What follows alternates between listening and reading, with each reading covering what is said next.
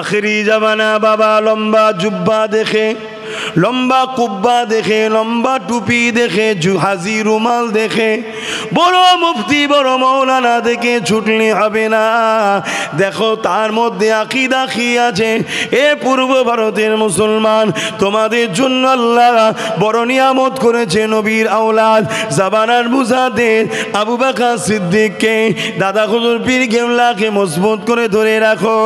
এ নওজওয়ানেরাই বাংলা জমিনের মানুষের ঈমান বাঁচানোর যখন লড়াই ছিল, মানুষগুলো শিরকের মধ্যে জড়িয়েছিল, পীরের নামে জবাই করত, বিভিন্ন জায়গায় গিয়ে সিজদায় পড়ে থাকতো।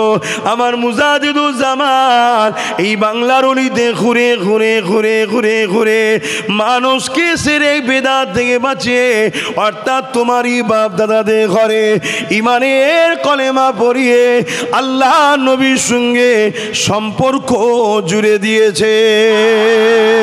আরো জোরে বলুন সুবহান।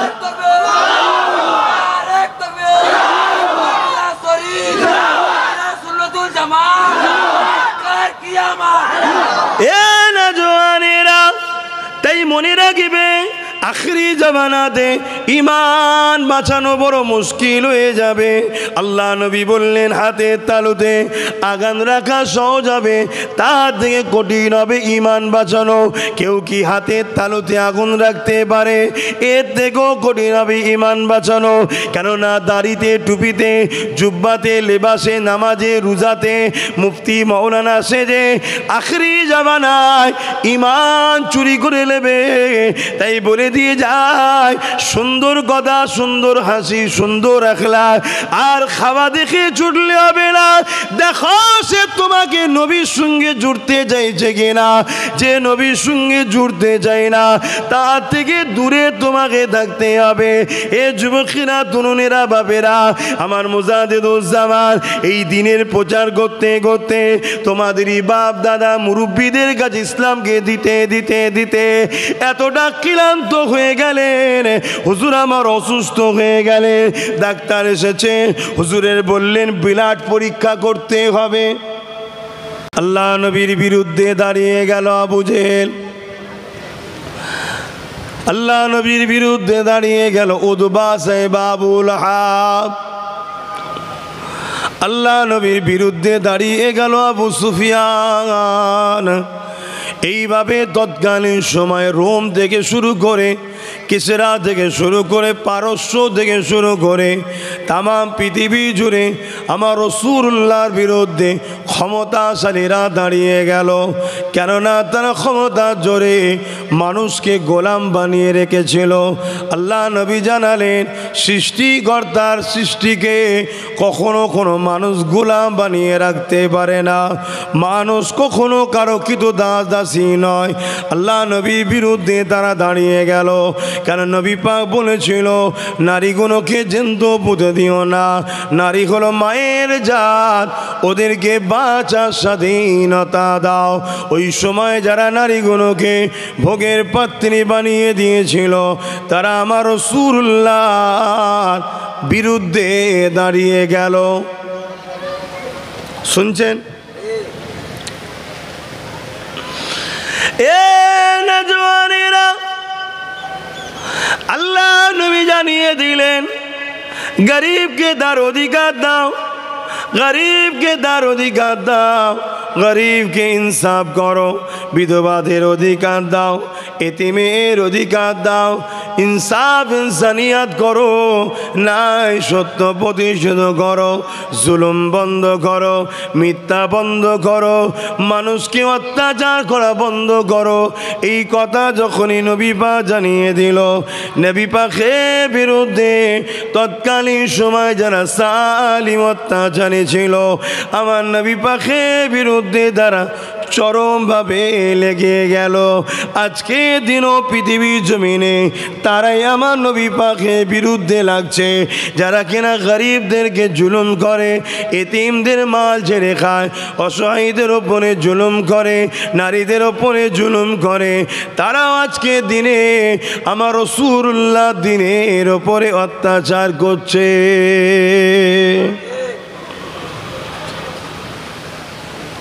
পানি হচ্ছে নাকি? হালকা পড়ছে, কি করা যাবে? পানি হচ্ছে, রোদও হচ্ছে, তা কি করা যাবে? আল্লাহ নবী অনেক কষ্ট করে দিন ইসলাম প্রচার করেছেন।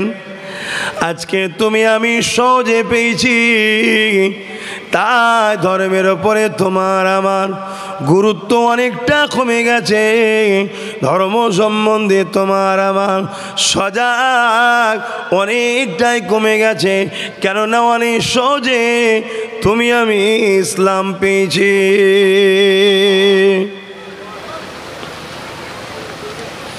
কিন্তু অনেক কষ্টের পর ইসলাম এসেছে। কি গো, দোয়া করে দেবো নাকি?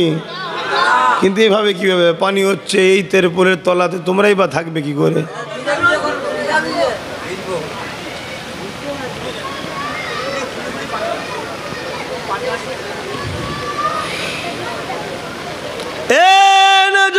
তরুণেরা, এক কথাই বলতে পারি, এই পৃথিবীর জমিনে তৎকালীন সময় যারা অত্যাচারী শাসক ছিল, আমার নবী পাকের বিরুদ্ধে লেগে গেল। যারা মানবরূপী পশু ছিল, আমার নবী পাকের বিরুদ্ধে লেগে গেল। যারা নারী দেহকে শোষণ করা পছন্দ করত, আমার নবী পাকের বিরুদ্ধে লেগে গেল। যারা এতিমের মালকে দখল করা পছন্দ করত, আমার নবী পাকের বিরুদ্ধে লেগে গেল। এক কথায় দুনিয়ার জালিম অত্যাচারী বদমাই লম্পট চরিত্রহীন গুণ আমার রাসূলুল্লাহর বিরুদ্ধে লেগে গেল। কেন নবী আমার গরিবের পক্ষে কথা বললেন, এতিমের পক্ষে কথা বললেন, মুসলিমের পক্ষে কথা বললেন, অসহায়ের পক্ষে কথা বললেন, এতিমের পক্ষে কথা বললেন, বিধবার পক্ষে কথা বললেন। এ যুবকেরা, তরুণেরা, আল্লাহ নবী নূহ নবীর বিরুদ্ধে তারা অনেকভাবে চক্রান্ত করেছে। আমার নবী পাক যখন সিজদায় পড়েছে, আমার নবী পাকের পিঠের ওপরে পচা দুম্বা ভুঁড়ি পর্যন্ত চাপিয়ে দিয়েছে। আল্লাহ নবী সিজদা নিতে বড় কষ্ট হয়েছে। নবী আমার মাথা তুলতে পারেনি। খাতুনে জান্নাত তাকিয়ে এসে আব্বা জানের পিঠ থেকে পচা দুম্বার ভুঁড়িকে নামিয়ে দেয়। আল্লাহ নবী তারপরে মাথা তুলতে পারে। এ যুবকেরা, তুমি আমি সহজে ইসলাম পেয়েছি গো। আল্লাহ নবী সাহাবারা অনেক কষ্ট করেছে। আবু জেহেল আমার নবীকে যারা মেরেছে, তাদেরকে জোর করে ধরে নিয়ে গরম বালির ওপরে চিৎ করে শুইয়ে দিয়ে তাদের বুকের ওপরে ভারী পাথর পর্যন্ত চাপিয়ে দিয়েছে। তাদেরকে বলতে লেগেছে, মুহাম্মদকে ছেড়ে দাও, নাই তোমাদের উপরে আরো জুলুম হবে। এই কষ্ট জুলুম সহ্য করতে না পেরে অনেক সাহাবা হুজুররা শহীদ হয়ে গেছে। তথাপিও তারা আমার নবী পাককে ছাড়েনি। আরো জোরে বলুন সুবহান।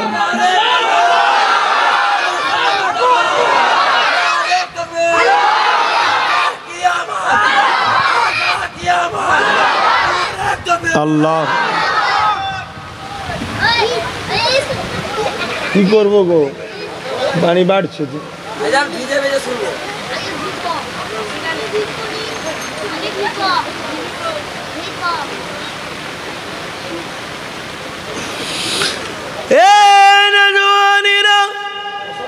আল্লাহ নবী সাহাবারা এতটা কষ্ট ভোগ করেছে, এতটা অত্যাচারের শিকার হয়েছে। তিনাদের মধ্যে থেকে হযরতে বেলাল হুজুরের নাম শুনেছেন, যিনি হাবশী দেশের মানুষ ছিলেন। গরিব হওয়ার জন্য তিনাকে মানুষরা বিক্রি করে দিয়েছিল। আল্লাহ নবী এসে এই খরিদি প্রথা, গোলাম কিনা বেচার প্রথাটাকে আমার নবী পাক বন্ধ করে দিয়েছে। আগেকার সময়তে ধনীরা গরিবদের ঘরে বাজারে তুলে নিলামে তুলতো, গরিবদের ঘরে কিনা বেচা হতো। এটা আমার নবী পাক বন্ধ করেছে গো। এ যুবকেরা, তরুণেরা, তাই যে সকল ক্ষমতাশালীরা এই গোলামদের কিনা বেচা করতো, তারাও আমার নবী পাকের বিরোধী করেছে। আজকে দিনেও যারা আমাদেরকে গোলাম বানাতে চাইছে, আমাদের বলতে গরিব, সে মুসলমান হতে পারে, হিন্দু হতে পারে, আদিবাসী, সাঁওতাল, বাগদি, কোনো ধর্মের সাথে হতে পারে, গরিব হওয়ার জন্য তাদেরকে আজকে দিনে যারা গোলাম বানাতে চাইছে, তারাও আজকে দিন ইসলামের বিরোধী করছে। কারণ ইসলাম যুগে যুগে গোলামি প্রথাকে ভেঙে দিয়ে আল্লাহর শ্রেষ্ঠ সৃষ্টি মানুষকে আজাদ করে দিয়েছে। আরো জোরে বলুন সুবহান। আগামী দিনে যদি কেউ মানুষকে গোলাম বানায়, আমরা লড়াই করে মানুষকে আজাদ করব না? করব না? কেন করবেন? এ শিক্ষা আমাদের ইসলাম দিয়েছে। তাহলে ইসলাম থাকলে এ শিক্ষা থাকবে, এ শিক্ষা থাকলে গরিবকে গোলাম করতে, এজন্য ইসলামকে মিটিয়ে দাও, ইসলামকে বন্ধ করে দাও। এ তরুণেরা, আল্লাহ নবী সাহাবা হুজুর হযরতে বেলাল হুজুরের উপরে কত জুলুম অত্যাচার হয়েছিল। হযরতে বেলাল হুজুরকে উমাইয়া নামে মক্কার এক বড় ধনী ব্যবসায়ী খরিদ করেছিল গোলাম হিসাবে। হযরতে ওমর হযরতে বেলাল হুজুরের উপরে ওই উমাইয়া অনেক জুলুম অত্যাচার করত। হযরতে বেলাল হুজুরের উপরে ওই উমাইয়া নানান দিক থেকে টর্চার করত। হযরতে বেলাল হুজুরের উপরে নানানভাবে নানান দিক দিয়ে অত্যাচার জুলুম করে তাকে কাজ কাম করে খাটাতো। শুধুমাত্র বেঁচে থাকার মতো সামান্য একটু খেতে দিত, বাকি তার দ্বারা অমানবিক অত্যাচার করে কাজ নিত। এই সময় বেলাল হুজুরের কানে চলে এলো মুহাম্মদ রসুল বলে একজন এসেছে, যে কিনা গরিবদের পক্ষে কথা বলছে, গরিবদের সাথী হয়েছে, গরিবদের পাশে দাঁড়াচ্ছে। এই কথাটা শোনার পরে বেলাল হুজুর গোপনে গোপনে আমার নবীর কাছে পৌঁছে গেল। আমার নবীর কথাবার্তা শুনে হযরতে বেলাল হুজুর আমার নবী পাকের হাতে হাত দিয়ে ঈমানের কলেমা পড়ে মুসলমান হয়ে যায়। দিলের মধ্যে আল্লাহ রসুলকে রেখে দিয়ে বেলাল হুজুর উমাইয়ার গোলামির ঘরে কাজ করছে। একজন একদিন উমাইয়াকে খবর দিল, উমাইয়া, তোমার খরিদ করা গোলাম বেলাল ও তোমার ধর্মের দিকে নাই, ও মোহাম্মদ রসুলের দিকে চলে গেছে। উমাইয়া হযরতে বেলাল হুজুরকে ডেকেছে, উমাই বেলাল, শুনলাম নাকি তুমি আমার ধর্ম ছেড়ে দিয়ে মোহাম্মদ রসুলের দিকে চলে গেছো। হযরতে বেলাল হুজুর বলছে, যে ধর্মে গরিবের সম্মান নাই ও ধর্মে গরিবরা তো থাকতে পারবে না। যে ধর্মে মহাজনের সম্মান নেই, লেবারের সম্মান নেই, মানুষকে মানুষ মনে করা হয় না, সেখানে তো বেলাল থাকবে না। আপনি যেটা শুনেছেন ঠিকই শুনেছেন, আমি মোহাম্মদ রসুলকে মেনে নিয়েছি। জোরে বলুন সুবহানাল্লাহ। বেলালের মনিব উমাইয়াকে বলছে, উমাইয়া বেলালকে বলছে, বেলাল, উমাইয়া বেলালকে বলছে, বেলাল, তুমি যা ভুল করেছো করেছো, ফিরে আসো, ফিরে আসো, নাই তোমাকে অনেক শাস্তি দেওয়া হবে। হযরতে বেলাল হুজুর বললেন, আমাকে আপনি খরিদ করেছেন, আপনি আমাকে খরিদ করেছেন, কিন্তু মোহাম্মদ রসুল শিক্ষা দিচ্ছে মানুষ কখনো কিনা বেচা হতে পারে না। কেউ যদি তোমার কাজ করে দেয়, তার পারিশ্রমিক দাও তার ঘাম শুকাবার আগে, এটা হলো ইসলাম। জোরে বলুন সুবহানাল্লাহ। আপনি আমার উপরে জোর করতে পারেন কেন? এখন তো ইনসাফ নাই, আইন নাই, বিচার নাই, ব্যবস্থা নাই। আপনি আমার উপরে জুলুম করতে পারেন, তবে আপনি যতই জুলুম করেন না কেন, আমি মুহাম্মদ রসুলকে ছাড়বো না। জোরে বলুন সুবহানাল্লাহ। হযরতে বেলাল হুজুরের উপরে প্রেসার দিল, প্রেসার নানান দিক দিয়ে প্রেসার দিচ্ছে। বেলাল হুজুর একটাই কথা বলছে, আশহাদু আল্লা ইলাহা ইল্লাল্লাহু ওয়া আশহাদু আন্না মুহাম্মাদান আবদুহু ওয়া রাসূলুহু। এ উমাইয়া, তুমি যতই চেষ্টা করো না কেন, আমি আল্লাহ ও রসুলকে ছাড়ব না। যে আল্লাহ আমাকে সৃষ্টি করেছে, যে মুহাম্মদ রসুলকে আল্লাহ রসুল করে পাঠিয়েছে, এ উমাইয়া তুমিও সেই আল্লাহকে মেনে নাও, মুহাম্মদ রসুলকে রসুল বলে মেনে নাও। উমাইয়া রেগে বড় ক্ষিপ্ত হলো। উমাইয়া ভাবতে লাগলো, বেলালকে লোভ দিয়ে দেখা যাক পরিবর্তন হয় কিনা। এত কষ্ট দিয়ে হচ্ছে না তো, লোভ দিয়ে দেখা যাক। এজন্যে লোভ দিল। কি লোভ? এদিকে শোনেন, এদিকে শোনেন। ওদের খেয়ে দিয়ে কাজ নেই, তখন তেরপুল মাথার শখ গেছে। এখন আগে করবেন, এখন করছে, দাঁড়িয়ে আছে। শুনছেন?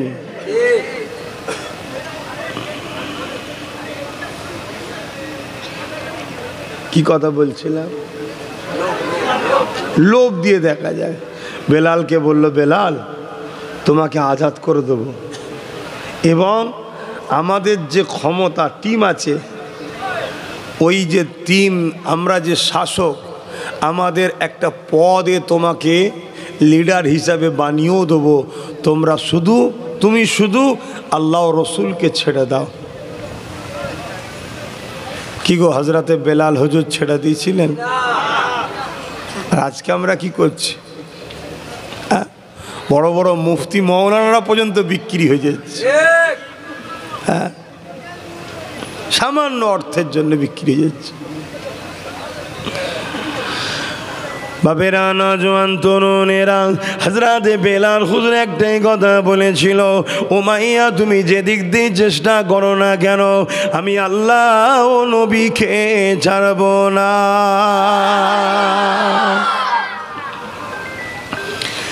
এ নওজোয়ান তরুণেরা, এই জন্য উমাইয়া বেলাল হুজুরের পায়ে রশি বেঁধে, বামন করে লোহা শিকল বেঁধে দিয়ে, হাতে শিকল বেঁধে গলায় বেড়ি পরিয়ে হযরতে বেলাল হুজুরকে টেনে টেনে নিয়ে মক্কার বাজারে নিয়ে যে হাজির করে দিল। কেননা মক্কার বাজারে নিয়ে গেলে সবাই ভিড় হয়ে যাবে, ওই ভিড়ের সামনে বেলালকে জুলুম করা হবে। বেলাল লজ্জিত হয়ে হয়তো পরিবর্তন হয়ে যেতে পারে, বা বেলাল যে আল্লাহ ও রসুলকে মেনেছে, অন্য কারো যদি মানার ইরাদা থাকে, বেলালের অত্যাচার দেখে দ্বিতীয় কেউ যেন আর বেলালের দিকে না যায়, এই জন্যে তাকে নিয়ে গিয়ে জুলুম করো, অত্যাচার করো।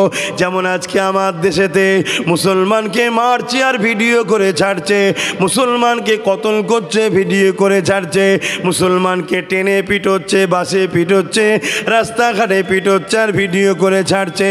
কেন ছাড়ছে?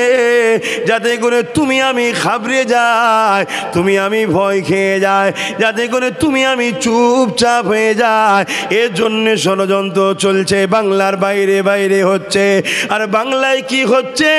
আব্বাস সিদ্দিকের পক্ষে যারা থাকে তাদের উপরে জুলুম অত্যাচার করো, কেস দাও, মারো, ধরো। কেন? বাংলার বাইরে যারা রয়েছে তারা মুসলমানের দুশ্মনী করছে। এ যুবকেরা, তরুণেরা, বাপেরা, এখানেও ইসলামের বিরুদ্ধে যে রয়েছে তার বিরুদ্ধে আমি বলি, তাই আমার পক্ষে যারা থাকে তাদের উপরও জুলুম এখানে হয় না, হয় না? এগুলো দেখানো হয় যদি ভয় খেয়ে যায়। আর এরা কোনো জায়গাতেই পারত না যদি এদের পিছনে মুনাফেক মুসলমান না থাকতো। আমাদের সমাজে এখন মুনাফেক মুসলমানের সংখ্যাটা একটু বেশি, এজন্যে এই সমাজ মুসলমান আজকে এত লাঞ্ছিত, এত অপমানিত, এত পদদলিত। এটা অন্য কাউকে দোষ দিয়ে লাভ নেই। কেন? কুরুলের কাজ ভাই কাটা, ও কাটবে। তুমি যতই বলো এটা সেকুলার কুরুল, এটা কমনাল কুরুল, সবার কাজ একটাই, কাটবে। কেন? কুরুল। কথা বুঝছেন তো নাকি? হ্যাঁ, গতকালকে যাকে সেকুলার ভেবেছিল আজকে কমলার হয়ে গেছে, তোমার জেলাতেই তো হয়েছে। দেখছো নি উল্টো পাল্টা চিল্লাচ্ছে, কখন বলছে জিহাদি জিহাদি জিহাদি, কখন বলছে দরুদ শরীফ আল্লাহুম্মা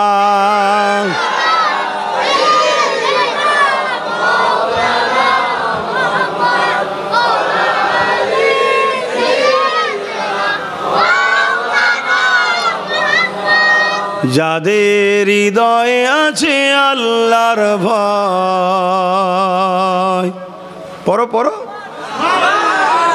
কচিরা পড়ো, যাদের হৃদয়ে আছে আল্লাহর ভয় তারা কবু নবী ভুলে যায় না, আল্লাহর প্রেমে ছাড়া এই দুনিয়ায় কারো কাছে কোনো কিছু চাই না। তাই তো যাদের হৃদয়ে সত্যি আল্লাহর ভয় আছে তারা নবী ভোলে না, আল্লাহর প্রেম ছাড়া কারো কাছে কিছু। আর এখন তো সব ডলার নিচ্ছে, টাকা নিচ্ছে, হ্যাঁ এদিকে বলছো এক আর লিচ্ছ আর এক।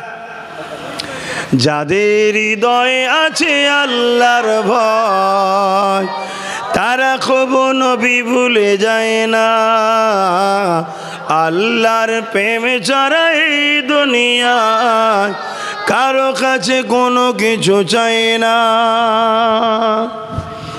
রাতের আধারে যারা সিজদাতে রয় দু চোখের রসদে নদী যেন বয়, রাতের আধারে যারা সিজদাতে রয় দু চোখের রসদে নদী যেন বয়, ছলনার কাছানি যত আসো, ছলনার কাছানি যত আসো পিছনে ফিরো তাকায় না, যাদের হৃদয়ে আছে আল্লাহর ভয় তারা কবু নবী ভুলে যায় না। ছলনার হাত বুঝেন তো, যে আমি একটা তোমায় গাড়ি দেবো তুমি আমার হেডফোনে লাইন করে দাও, এসব কোনো পাল্লাই তারা পড়বে? যেটা বলুন যে আমি 2-5 লাখ টাকা দিচ্ছি একটু আমাকে স্টেজ শেয়ারটা করতে দাও, কথা বুঝছেন না বোঝেন না, আমাকে একটু স্টেজে বসতে দেবে, আমি একটুখানি যাবো, একটু হাতটা লেড়িয়ে দেবো, 2-5 লাখ টাকা দেবো খনি। কথা শুনছেন?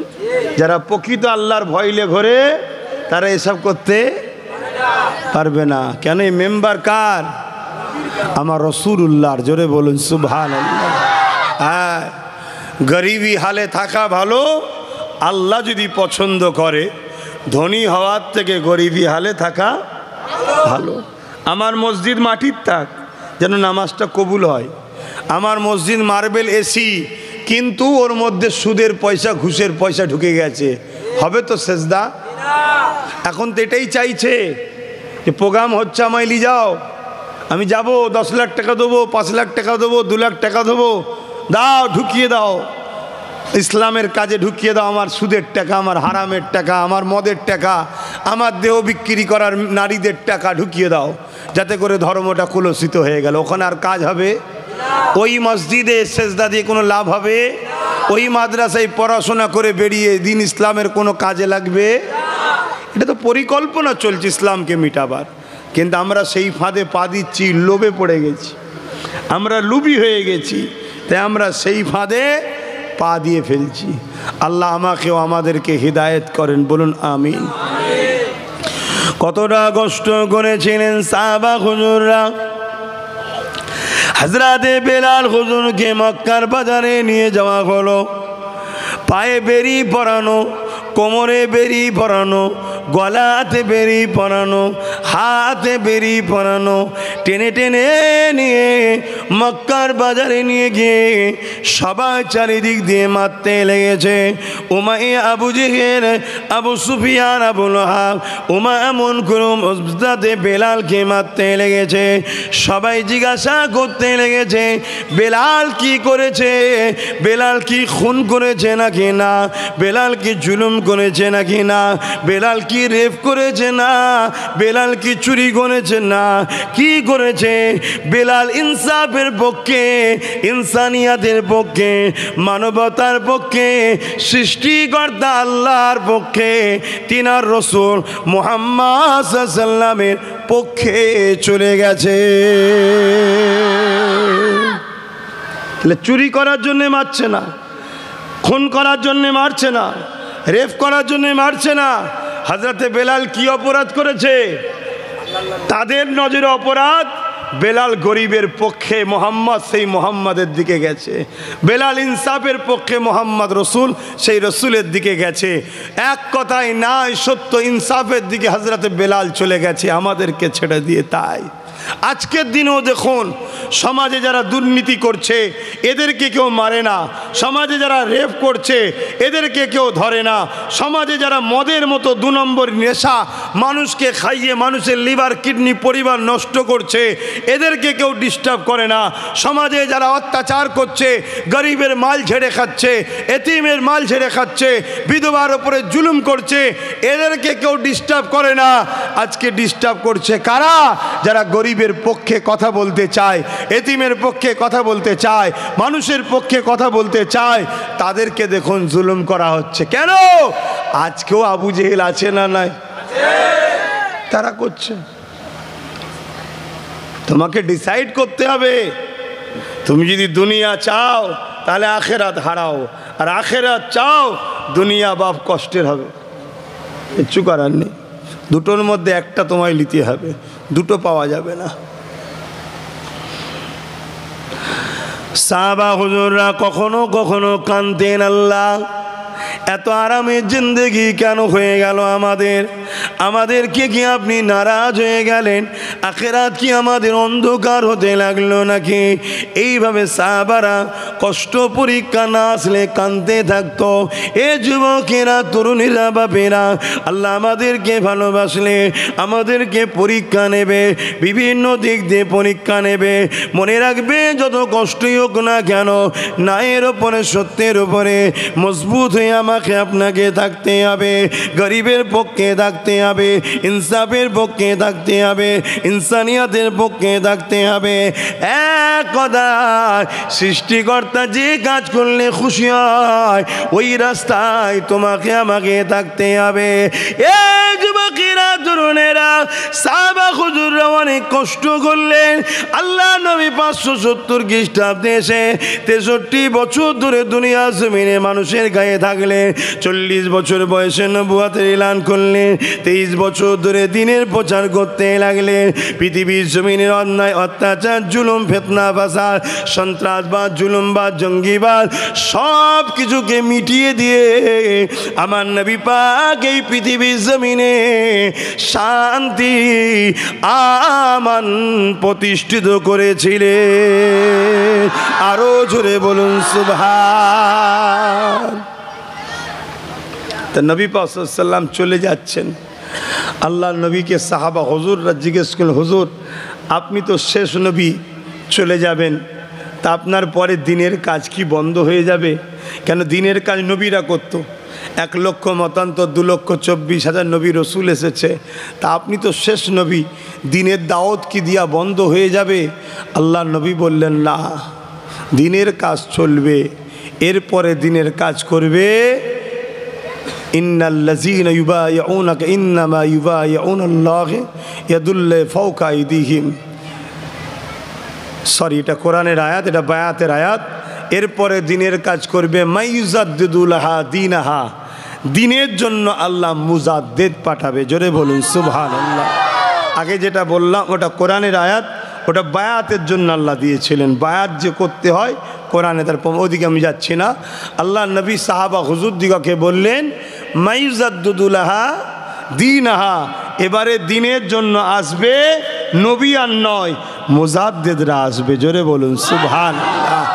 19বিংশ শতাব্দীর যুগ শ্রেষ্ঠ পুরুষ, আওলাদে রসুল, আল্লামা সৈয়দ আবু বকর সিদ্দিক ফুরফুরাবি আল কুরাইশি, যিনি পূর্ব ভারত নয় তাম পৃথিবীর জন্যে মুজাদ্দিদুজ্জামান হয়ে এসেছেন। জোরে বলুন সুবহানাল্লাহ। এই পূর্ব ভারতের মানুষ আজ তো মাদ্রাসা হাজারো পাবেন, মসজিদ হাজারো পাবেন, মুসলমান হাজারো লাখো কোটি পাবেন, কিন্তু আমার মুজাদ্দিদুজ্জামান যখন এসেছিলেন এই পূর্ব ভারতে মসজিদ হাতে গোনা, তাও বন্ধ ছিল, মাদ্রাসা ছিল না, মসজিদ ছিল না, সেজদা দিতে হয় জানতো না, মুখে দাড়ি, মাথায় টুপি, জুব্বা, নামাজ, রোজা, কোরআন জানতো না। মুজাদ্দিদুজ্জামান দাদা হুজুর রহমাতুল্লাহ আলাইহি এই পূর্ব ভারতের মানুষের দরে দরে গিয়ে তাদেরকে এক আল্লাহ চিনিয়েছে, মোহাম্মদ রসুলের দিন দিয়েছে, নবী মোহাম্মদ রসুলের প্রেম আদব এই পূর্ব ভারতের মানুষ তোমাদের বাপ দাদাদের হৃদয়ে মুজাদ্দিদুজ্জামান দিয়েছে। জোরে বলুন সুবহানাল্লাহ। মনে রাখবেন মুজাদ্দিদুজ্জামান তিনি আল্লাহর সিলেক্টেড, নবীর সিলেক্টেড, কোনো মানুষের সিলেক্টেড নয়। তিনি আমাদের রাহবার, তিনি আমাদের উলিল আমর, তিনি আমাদের মুর্শিদ, তিনি আমাদের মুজাদ্দিদ, তিনি আমাদের উলিল আমর। আল্লাহ কোরআনের মধ্যে বললেন আতিউল্লাহ ওয়া আতিউর রাসূল উলিল আমরি মিনকুম, তোমরা উলিল আমরের অনুসরণ করো। সেই উলিল আমর ফুরফুরের হযরত জাবানার মুজাদ্দিদ দাদা হুজুর পীর কেবলা। জোরে বলুন সুবহানাল্লাহ। আজকে আব্বাস সিদ্দিকীর মতো হাজারো লাখো উলামা পাবেন, লাখো বক্তা, লাখো মুফতি, লাখো হাফেজ, লাখো রয়েছে। থাকাটা ভালো, বিরোধী করছি না, কিন্তু দুঃখের বিষয় আজ যে যার মতো করে এই মুজাদ্দিদুজ্জামানের সিলসিলার মুরিদগুলোকে একটা একটা করে টুকরো টুকরো করে এটা আমার, এটা আমার, এটা আমার, এটা আমার এই ভাগ করাতে লেগেছে, ভাগ করাতে লেগেছে। কেন? একসাথে যদি 100 জন থাকে যে শক্তিটা হবে ওটাকে 10 ভাগ করে দিলে ওই শক্তিটা আর থাকবে না। তাই আমি আপনাদের বলবো মনে রাখবেন আমরা সবাই মুজাদ্দিদুজ্জামান দাদা হুজুরের সিলসিলার মুরিদ। জোরে বলুন সুবহানাল্লাহ। আল্লাহর ওলি হাজারো আছে, লাখো আছে, হোক আরো, আপনারা আল্লাহর ওলি হয়ে যান, বলুন আল্লাহুম্মা আমিন। আকাশে কোটি কোটি তারা আছে, তারার মাঝে চাঁদ কিন্তু একটা, চাঁদ একটা। এই কোটি কোটি তারা হলো ওলি আউলিয়া, আর চাঁদটা হলো জাবানার মুজাদ্দিদ। জোরে বলুন সুবহানাল্লাহ। হাজারো চেষ্টা করে মুজাদ্দিদ হওয়া যায় না, যেমন হাজারো চেষ্টা করে নবী হওয়া যায় না। নবী আল্লাহ সিলেক্টেড করে, মুজাদ্দিদও আল্লাহ সিলেক্টেড করে পাঠায়। জোরে বলুন সুবহানাল্লাহ। কেন? আমার নবীর পরে নবুয়াতের দরজা বন্ধ, তাই এবারে মুজাদ্দিদ আসবেন। ওই মুজাদ্দিদ আর নবীদের মধ্যে নবুয়াতের পার্থক্য। নবীরা নবুয়াত পেয়েছে, মুজাদ্দিদরা নবুয়াত পাবে না। বাকি নবীদেরকে যে বিলায়েতগুলো দেওয়া হয়, যে মাকাম, যে দরজাগুলো দেওয়া হয়, সব মাকাম দরজা আল্লাহ মুজাদ্দিদদের ঘরে দেয়। জোরে বলুন সুবহানাল্লাহ। আমার মুজাদ্দিদুজ্জামান কত কষ্ট করেছে, তিনার স্মৃতিতেই মাহফিল করছে ছেলেরা। একটু তাই দাদা হুজুরের দুই একটা কথা বলতে চাইছি, আপনাদের অসুবিধা আছে? কেননা বললাম ছেলে এখন বড় হয়ে গেছে, তো বুড়ো বাপকে আর ভালো লাগছে না, এখন নতুন নতুন বাপ খুঁজছে, তাই একটু জিজ্ঞেস করে নিলাম। তাই নতুন নতুন বাপ খুঁজছে, তাই একটু জিজ্ঞেস করে নিলাম, অসুবিধা নেই তো? হ্যাঁ, দেখবেন কেন আখিরি জামানা আল্লাহ নবী বলেছেন আমার উম্মত প্রচুর মার খাবে। সাহাবা হুজুররা বললেন হুজুর সংখ্যা কি কম হবে? আল্লাহ নবী বললেন না, সংখ্যা অনেক হবে। তাদের মধ্যে দুটো জিনিস ঢুকে যাবে, একটা হলো আল্লাহর ভয় ছেড়ে দিয়ে দুনিয়ার ভয় ঢুকে যাবে। আমাদের মধ্যে ঢুকেছে কি দেখুন। দ্বিতীয় নম্বর হলো তারা লুবি হবে, লুবি। এ কম খাবার জন্য এখন ব্যস্ত, কোথায় মরা মুরগি পেলে সেখানেও বসে খেয়ে নিচ্ছে, দেখা দেখি নেই। এই রকম নানানভাবে চক্রান্ত চলছে। মুজাদ্দিদুজ্জামানের সিলসিলার মুরিদগুলোকে ছোট ছোট করে দাও, এখানে দরবার, ওখানে দরবার, এখানে আটল খল, ওখানে আটল খল, সব খুলে দিয়ে বসে আছে। আর যখনই খুলছে প্রথম বলছে দাদা হুজুরের শাখা অফিস। কি বলছে? হ্যাঁ, ইমাম সাহেব যখন ঢুকছে কি বলছে? আমি তো দাদা হুজুরের মুরিদ, আমি মেজো হুজুরাতে ব্যাত হয়েছি, আমি অমুক হুজুরাতে ব্যাত হয়েছি, ফুরফুরা সিলসিলা জিন্দাবাদ। ঢুকে যাবার পরে তোমাদেরকে বাঁচাবার চেষ্টাই বলছি। ঢুকে যাবার পর কি করছে? আস্তে আস্তে গ্রুপ তৈরি করছে, ইয়ং ছেলেদের সঙ্গে বন্ধু করা, মোবাইল দেখা, ফুচকা খাওয়া, আড্ডা দেওয়া, স্বাভাবিক ভালছে মলি সাহেব আমার সঙ্গে সময় দিচ্ছে, ইয়ং ছেলে কি মনে করবে আকাশে চাঁদ পেয়ে গেছি, কথা বুঝে আসছে না? কিন্তু তো ধান্দাই ঢুকেছে। আস্তে আস্তে কি করছে, কিছুদিন পরে যেন একটা গ্রুপ হয়ে গেল, তখন বলছে আরে আমি থাকতে আবার ফুরফুরাই যাওয়ার কি দরকার, আমি তো রয়েছি, আমার কাছেই থাক না বাবা। একটা গ্রুপ করছে। কেন কেন? এটা প্রতারণা নয়, এটা ধোকাবাজি চিটিংবাজি নয়। ধরো একটা মুদিখানার দোকান, মালিক তুমি, আমাকে সেলসম্যান বসিয়েছো, 2-4 বছর পর আমি যখন এসে বলছি কি খবর, বেচা কেনা কেমন হলো, তুমি আমাকে জিজ্ঞেস করছো বেচা কেনা কেমন হলো, আমি তখন তোমাকে বলছি কোথায় বাড়ি, তুমি দোকানের মালিক আমাকে বসিয়েছো, এখন তুমি বলছো কোথায় বাড়ি, বলে এটা চিটিংবাজি নয়? তো এই চিটিংবাজদের পাল্লাই পড়লে আমাদের ঈমান থাকবে মনে হয়?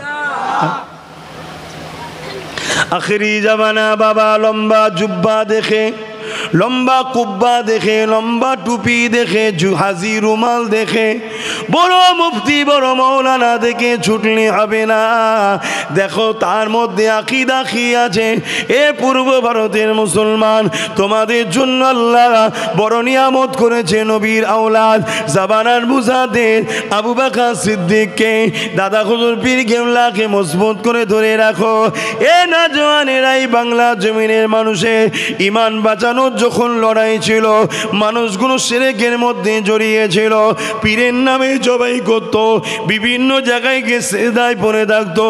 আমার মুজাদ্দিদুজ্জামান এই বাংলার অলিতে ঘুরে ঘুরে ঘুরে ঘুরে ঘুরে মানুষকে শিরক বিদআত থেকে বাঁচিয়ে, অর্থাৎ তোমারই বাপ দাদাদের ঘরে ঈমানের কলেমা পড়িয়ে আল্লাহ নবীর সঙ্গে সম্পর্ক জুড়ে দিয়েছে। আরো জোরে বলুন সুবহান।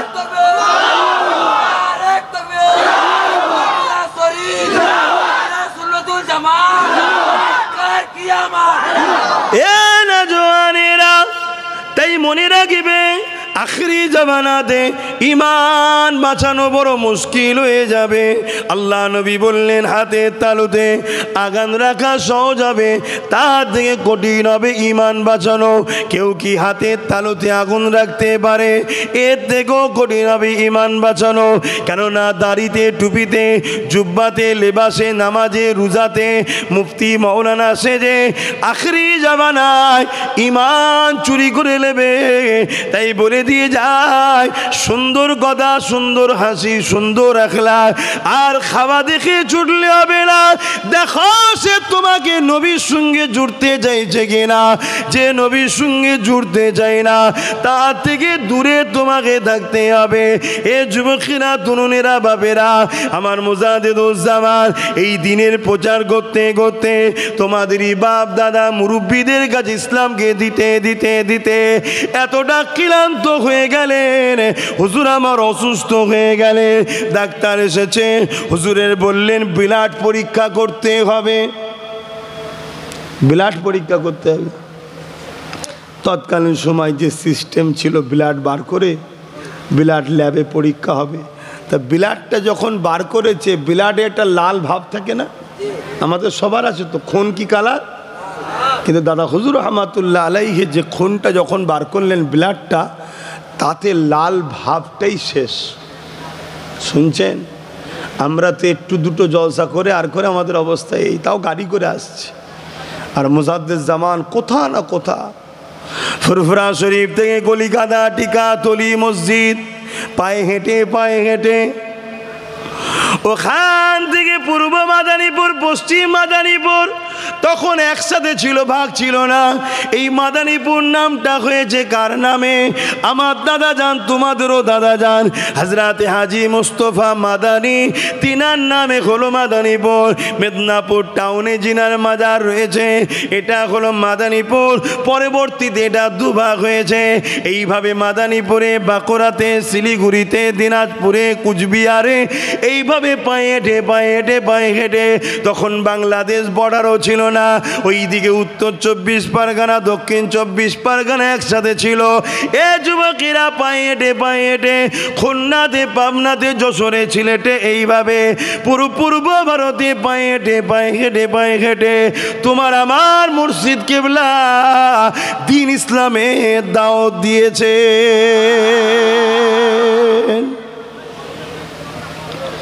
ডাক্তার বলছে রক্তের লাল ভাব নাই। দাদা হুজুরকে জিজ্ঞেস করছে কি কাজ করেন? দাদা হুজুর বলছেন আমি ছেলেদেরকে পড়াই। ডাক্তার ছিল অমুসলিম, সে তো আর এই জলসা করি বললে বুঝবে না। এখন জলসা এত হচ্ছে আমার অমুসলিম ভাইরাও বুঝে গেছে এরা কি করতে চাইছে, কথা বুঝে আসছে। তখন তো এত ছিল, তখন তো ইসলামই নেই, সবে তো দাদা হুজুর শিখাচ্ছে। শুনছেন তো নাকি? তা ছেলেদেরকে পড়ায় কিভাবে? এখান থেকে পায়ে হেঁটে ওইখানে যায়। ডাক্তার গাল হা করে শুনছে, বলছে আপনি এইভাবে করেন কি করে? বলছে সৃষ্টিকর্তার দয়াতে আমি যাই। বলুন সুবহানাল্লাহ। ডাক্তার বলছে আপনি এই কাজ বন্ধ করুন, আপনার অবস্থা ভালো নয়, আপনি রেস্টে থাকুন। দাদা হুজুর মুচকে হাসলেন, ডাক্তার প্রেসক্রিপশন করে দিল, এই ওষুধ খাবেন, এই ওষুধ খাবেন, এই ওষুধ খাবেন। মুরিদরা, খলিফারা, দাদুজান হুজুররা সব ওষুধ কিনেছে, ওষুধ কিনে দাদা হুজুরের কাছে দিয়েছে। শোনো বাপ, তোমাদের মুজাদ্দেদ জামানকে চেনো। এখন আব্বাস হুজুর পেয়ে দাদা হুজুর ভুলে গেলে হবে না, মূল ওটা। কথা বুঝে আসছে? পূর্ব ভারতে তার আগে ইসলাম ছিল না, ওনার থেকে শুরু হয়েছে, মনে রাখবেন। তো সেই জায়গায় খুব ভালো করে বোঝে। তো দাদা হুজুর রহমাতুল্লাহ আলাইহি প্রেসক্রিপশন করে ওষুধ কিনে নিয়ে আসলো। দাদুজানরা বলছে আব্বা খান। বলছে বাবা ওষুধ নিজে বলছে আবু বকর খেও না, শেফা আজকে নাই। বললেন না সুবহানাল্লাহ? আপনি বলবেন ওষুধ কি কথা বলে? সৃষ্টিকর্তা চাইলে বেজানো জান পায়, কথাও বলে। জোরে বলুন সুবহানাল্লাহ। আমাদের জানটা দিয়েছে বলেই তো লড়ছি। এ শরীরের হাত পা মুখের কিছু দাম আছে নাকি? দাম তো এখানে একটা মেশিন আছে যেটাকে রু বলা হয়, এটা সৃষ্টিকর্তা দিয়েছে, তাই আমরা কথা বলতে পারছি। কথা বুঝে আসছে? হ্যাঁ, বুখারী শরীফে পড়েন নে, উস্তুনে হান্নানা, শুকনো খেজুর গাছের গুড়ি কাটা। আমার নবী হেলান দিয়ে খুতবা দিতেন, সাহাবা হুজুররা বললেন হুজুর একটা পাকা মিনার করে দেবো, পাকা থাম করে দেবো, তাহলে খেজুর গাছ সরাতে হবে। আল্লাহ নবী নামাজ পড়াচ্ছে, মসজিদের ভেতরে গুনগুন করে একটা কান্নার আওয়াজ আসছে, আস্তে আস্তে কান্নার আওয়াজ বাসছে। আল্লাহ নবী গিয়ে ওই শুকনো খেজুর গাছের উপরে হাত রাখলেন, কান্না বন্ধ হয়ে গেল। জোরে বলুন সুবহানাল্লাহ। আল্লাহ নবী বলছেন কেন কাঁদো? হুজুর আপনাকে ভালোবাসি, পাকা মেম্বার হবে, আমি বাদ পড়ে যাব। আল্লাহ নবী বলল না তুমি কেঁদো না, আমি তোমাকে জান্নাতের সাথে নিয়ে যাবো। জোরে বলুন সুবহানাল্লাহ। অতএব বেজানকে জান দেয় সৃষ্টিকর্তা, জানটা হলো মেন। জান বেরিয়ে গেলে লাশ, লাশ আর কথা বলে না, জান থাকলে কথা বলে। তামার আল্লাহ পাক মুজাদ্দেদ জামান তিনাকে এত পাওয়ার দিয়েছে, নবীদের দ্বারা যেমন মুজিজা হয়, ওলিদের দ্বারা মুজাদ্দেদদের দ্বারা কারামত হয়। জোরে বলুন সুবহানাল্লাহ। তো সেই জায়গায় অলৌকিক ঘটনা। জাদু আলাদা জিনিস, জাদু বলুন আলাদা জিনিস। জাদু হলো মানুষের চোখকে ধোকা দেওয়া হয়, হাকিকাতে কিছুই ঘটে না, চোখ ধোকা খায়। এই বিষয়টা বলতে গেলে আবার একটা উদাহরণ দিতে লাগে। মুসা আলাইহিস সালাম, আজ থেকে 4000 বছর আগে একজন নবী এসেছিলেন। মুসা আলাইহিস সালাম, তখন একজন রাজা ছিল, রাজাটার নাম ফেরাউন। মিশরে যার লাশ আছে, ইন্টারন্যাশনাল শয়তান, জানেন তো নাকি? হ্যাঁ, ও বদমাইশ খোদা দাবি করেছিল। এখনকার রাজা কোনো খোদা দাবি করেন এখনো, কিন্তু খোদাইয়ের মতো দাবির স্টাইলে কাজ করছে, যা খুশি তাই করছে, জনগণের উপরে জুলুম টুলুম সব করছে। কথা বুঝে আসছে? যাই হোক, তা সেই জায়গায় ফেরাউন কি করলো? খোদা দাবি করলো।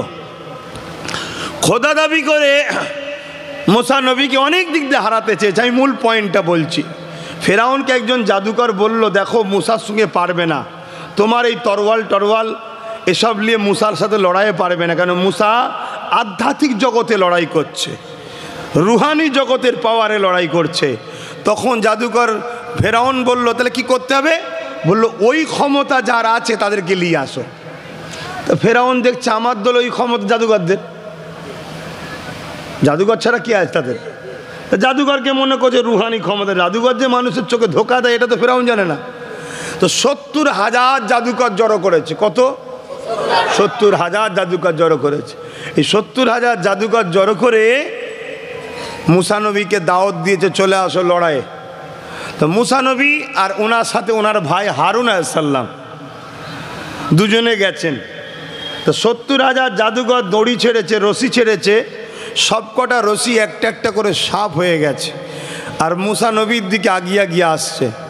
আল্লাহ পাক বললেন, মুসা তোমার হাতে আসা লাঠিটা ছাড়ো।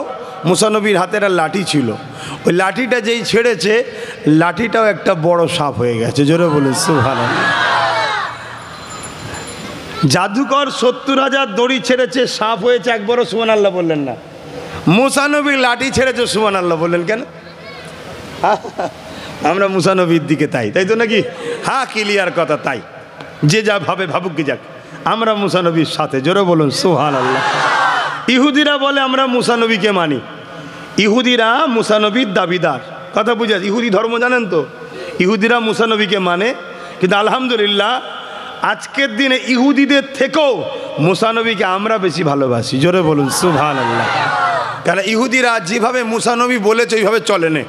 যেমন আমার নবীর উম্মতেরা আমার নবীর মতো চলছে না, অনেক রয়েছে না, ওরকম ইহুদিরাও বদমাইশি করছে, তাদের নবীর কথা শুনছে না।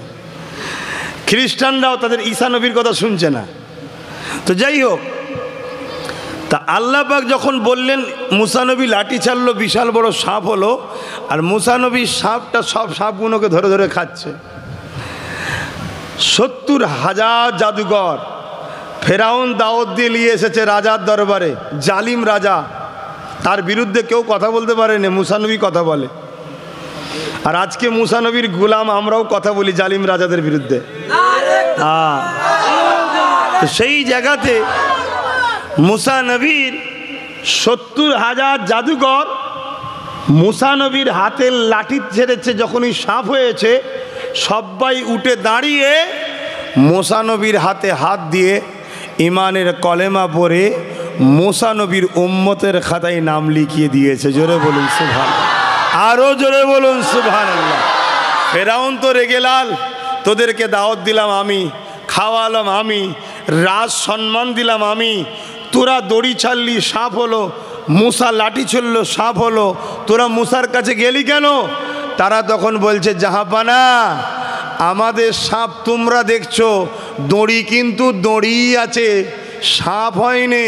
লোক দেখছে সাপ হয়েছে, কিন্তু মুসা যে লাঠি ছেড়েছে অবাক হয়ে যাচ্ছি, ওটা লাঠি নয়, সত্যিকারের সাপ হয়েছে। জোরে বলুন সুবহানাল্লাহ।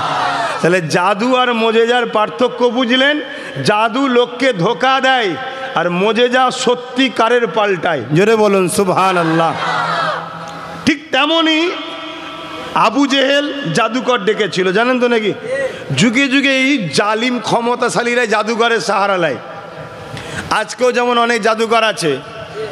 পৃথিবী বিখ্যাত একজন মহিলা জাদুকরকে ইন্টারন্যাশনাল এক মিডিয়া কনফারেন্সে জিজ্ঞেস করা হয়েছে যে আপনি জাদু কিভাবে করেন, কি করেন না করেন। বলছে একেবারে গোলাম বস বানিয়ে দিই। তখন জিজ্ঞেস করেছে, তোমার জাদু এমন কোনো লোক আছে যাদের উপরে আসর পড়ে না? শোনো মন দিয়ে।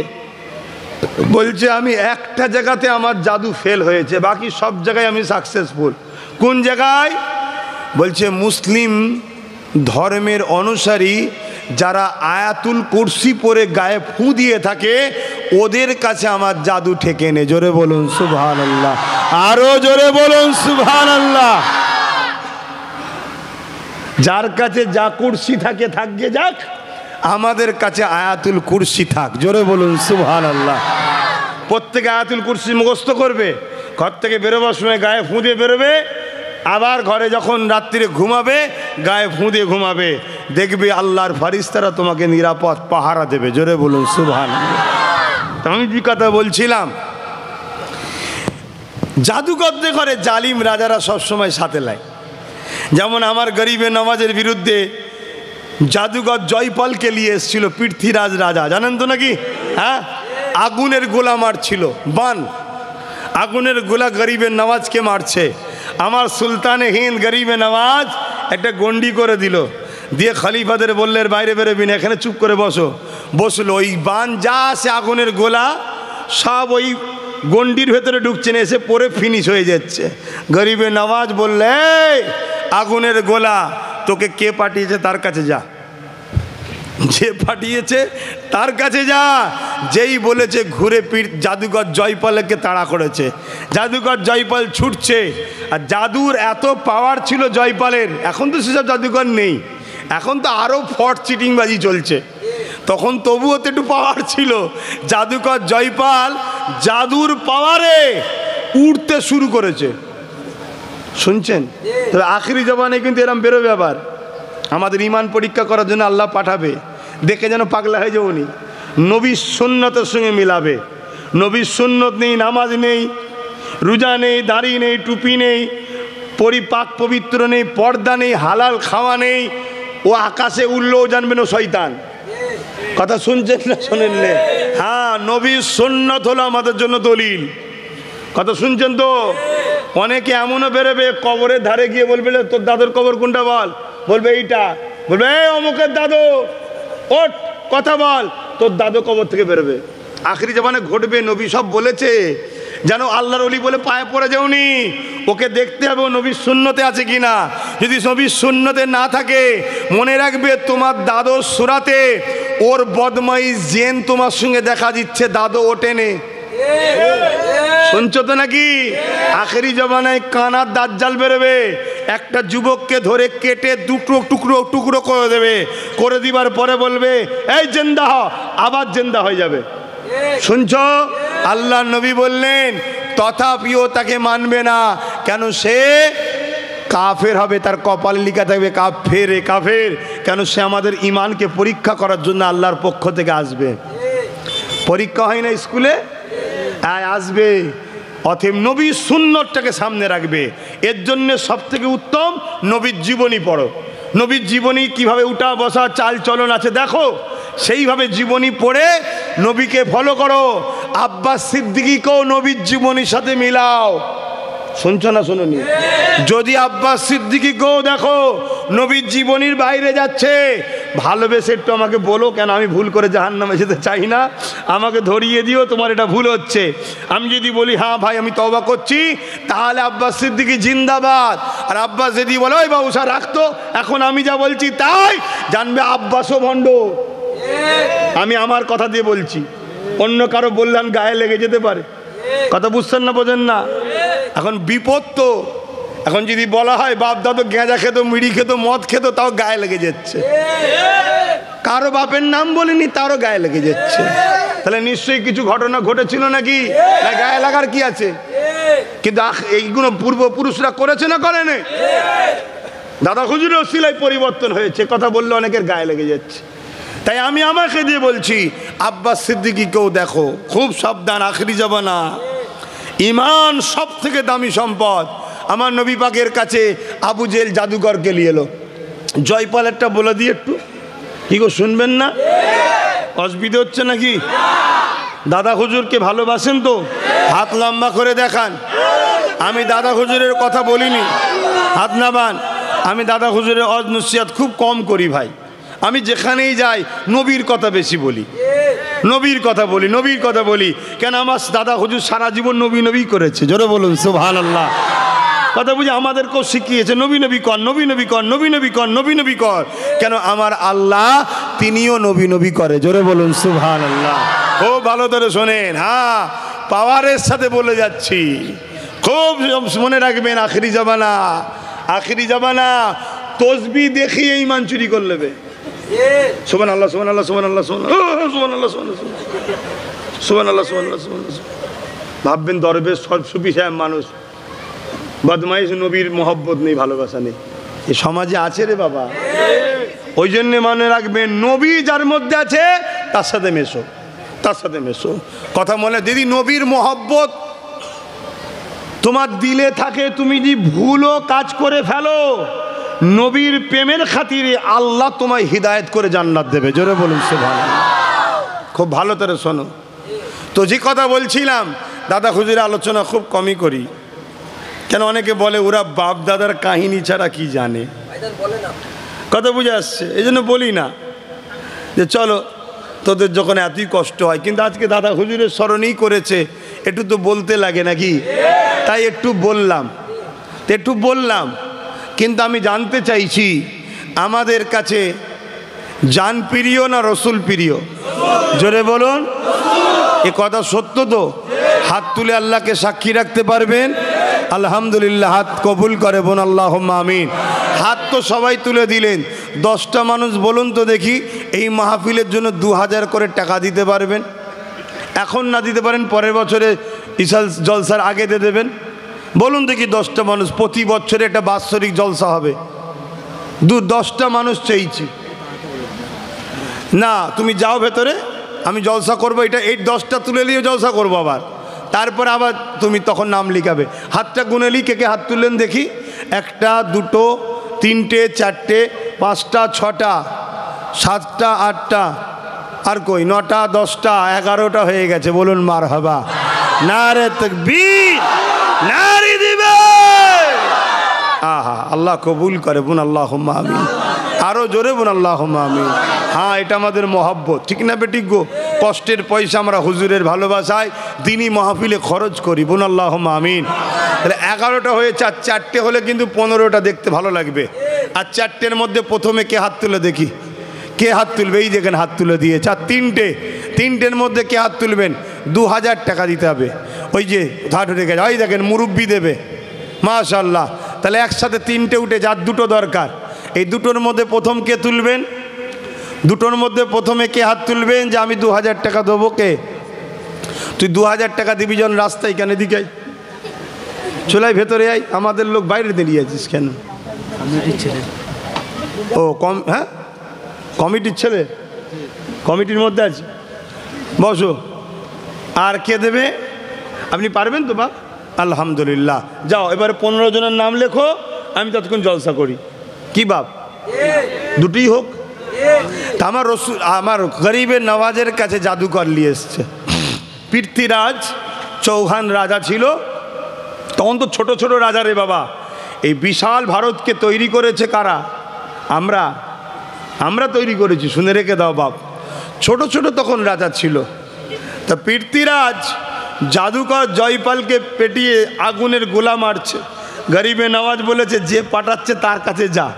পৃথ্বীরাজ দেখছে বান উল্টো ঘুরে আমাকে তাড়া করেছে, ছুটছে। এবারে শুনছেন তো? ছুটতে এবার উড়া শুরু করেছে। গরিবে নওয়াজ খরমকে হুকুম করেছে, যা নাবিলিয়ায়। গরিবে নওয়াজের খরম পৃথ্বীরাজের মাথায় বাড়ি দিয়েছে, চ মারতে মারতে গরিবে নওয়াজের কাছে হাজির করেছে। সর্বপ্রথম গরিবে নওয়াজের হাত ধরে ইমানের কলেমা পড়ে জাদুকর জয়পাল কলেমা পড়েছিল। জোরে বলুন সুবহানাল্লাহ, আরো জোরে বলুন সুবহানাল্লাহ।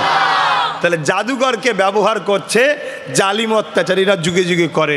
যেমন আমার নবীর বেলায় করেছে না করেনি? আবু জেহেল চারিদিক থেকে আমার নবীকে হারাবার চেষ্টা করছে, কোনোভাবে পারেনি, কোনোভাবে পারছে না। লাস্টে আবু জেহেল খবর পেয়েছে হাবিব ইয়ামানি বলে একটা জাদুকর আছে, তাকে দাওয়াত দিয়ে নিয়ে এসছে। আবু জেহেলটাকে ভালো মন্দ করে খাইয়েছে। খাবার পরে আমার নবী পাকের কাছে নিয়ে গেছে। পূর্ণিমার চাঁদ আকাশে উঠেছে। যারা হাত তুলেছিলেন দিবার নিয়েতে হাত তুলেছেন তো? আর একবার হাতটা গুনেলেই তো 15 জন হাত তুলেন যারা নিয়ত করেছিলেন। 1টা 2টো 3টে 4টে 5টা 6টা 7টা 8টা 9টা 10টা 11 12 13 14 15, এই তো 15টার নাম লিখে দেন, ডেকে ডেকে লেখেন। এখানে কারা আছে? হ্যাঁ লিখেছো তো, বাহ। এই জলসাটা আহলে সুন্নাতুল জামাতের পক্ষ থেকে হবে। আমি একটা সংগঠন চালাই জানেন তো, ফুরফুরা শরীফ আহলে সুন্নাতুল জামাত। আমার লক্ষ্য হলো এই সমাজ থেকে জঞ্জাল পরিষ্কার করে নবীর প্রেমিক বানানো। আমি এক কথাতে বলে দিলাম, আল্লাহু আকবার। জাত দিলে নবী থাকবে, জাত দিলে নবী থাকবে, মনে রাখবেন ও হিদায়েতের আলো পেয়ে পরিবর্তন হয়ে জান্নাতে যাবে। জোরে বলুন সুবহানাল্লাহ। অনেকে ক্রিটিসাইজ করবে, হ্যাঁ নবী নবী করছো আর করছো, নামাজ নেই, দাঁড়িয়ে নেই, টুপি নেই, কথা বুঝাচ্ছে না? যারা নবীকে ছেড়ে দিয়েছে তাদের মধ্যেও অনেক ভুল আছে, তাদের ঘরের ছেলেদের, ইয়ং ছেলেদের মধ্যে অনেক ভুল আছে না? নাই? আল্লাহ চাইলে ছেলে পরিবর্তন হয়ে একদিন হিদায়েত হয়ে নবীর গোলাম হয়ে আল্লাহ আল্লাহ করতে করতে জান্নাতে যাবে। জোরে বলুন সুবহানাল্লাহ। হাবিবে আমানির কথা বলছিলাম। হাবিবে আমানি আমার রাসূলুল্লাহর কাছে গেল। চাঁদনী রাত্রিরে নবী আমার খোলা আকাশের নিচে হাঁটতে লেগেছে। এমন সময় আল্লাহ নবীর কাছে হাবিবে আমানি পৌঁছে গেল। নবী আমার ওই সময় হাঁটাহাঁটি করতে লেগেছে। হাবিবে আমানি বলতে লাগলো, এ মুহাম্মদ সাল্লাল্লাহু আলাইহি ওয়াসাল্লাম, শুনেছি আপনি নাকি আখিরি নবী দাবি করেছেন, মুহাম্মদ রাসূলুল্লাহ দাবি করেছে, সৃষ্টিকর্তা নাকি আপনাকে পাঠিয়েছে রসুল করে। আল্লাহ নবী বললেন, হ্যাঁ আমি বলেছি, তবে আমি দাবি করিনি, আল্লাহ আমাকে রসুল বানিয়েছে। দাবি করা আলাদা, আল্লাহ বানানো আলাদা, ঠিক না? হ্যাঁ। তা হাবিবি আমানি বলছে, তুমি যখন রসুল তা কিছু তো দেখাও। তৎকালীন সময় অমুসলিমরাও জানতো যে রসুল যে হবে, প্রফেট যে হবে, মেসেঞ্জার যে হবে, আওতার যে হবে, তার কাছে ঐশী ক্ষমতা থাকবে। শুনছেন তো নাকি? কিন্তু হাবিবে আমানি বিশ্ববিখ্যাত জাদুকর ছিল। হাবিবে আমানি জানে যে জাদুর দ্বারা মানুষের চোখকে ধোকাও দেওয়া যায়। তো মুহাম্মদ সাল্লাল্লাহু আলাইহি সাল্লামকে আমি এমন একটা প্রশ্ন করব যেখানে জাদু চলে না। তাই হাবিবি আমানি বলল, তুমি আসমানে কিছু করে দেখাও। কেন? জাদু জমিনের ওপরে চলে, আসমানে বলুন বলুন। আল্লাহ নবী আসমানের দিকে মুখ তুললেন, পূর্ণিমার পুরো গোল চাঁদ। আল্লাহ নবী বলছে, হাবিবি আমানি এই চাঁদটাকে দুটুকরো করে দিলে হবে? সবাই বলুন না সুবহানাল্লাহ। এটা বলতে গেলেও তো পাওয়ার লাগে রে বাবা। হ্যাঁ, আজকে যারা আমার নবীর বিরোধী করছে, সে দাড়ি রেখে হোক আর দাড়ি চেঁচে হোক, মুনাফিক মুসলমান হোক আর মুসলিম না হোক, একটা বাল্ব জ্বালিয়ে দেবো, এই বাল্বটাকে আগুনের ইশারা করে সরাতে পারবে? এ ক্ষমতা আছে কারো? চ্যালেঞ্জ লিবার? আমার নূর নবী, দয়ান নবী বলছেন, আকাশের চাঁদকে দুটুকরো করে দেবো। হাবিবি আমানির মুখের ভাষা হারিয়ে গেছে। চাঁদ দুটুকরো করবে কি বলছে?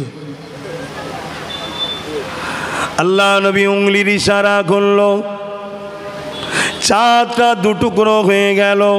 এক ফালি পাহাড়ের মাথায় আর এক ফালি পাহাড়ের মাথায় দাঁড়িয়ে যায়। এ যুবকেরা, হাবিব আমানি দৃশ্য দেখে অবাক হয়ে গেল। এ দৃশ্য পৃথিবীর অনেকেই দেখেছিল।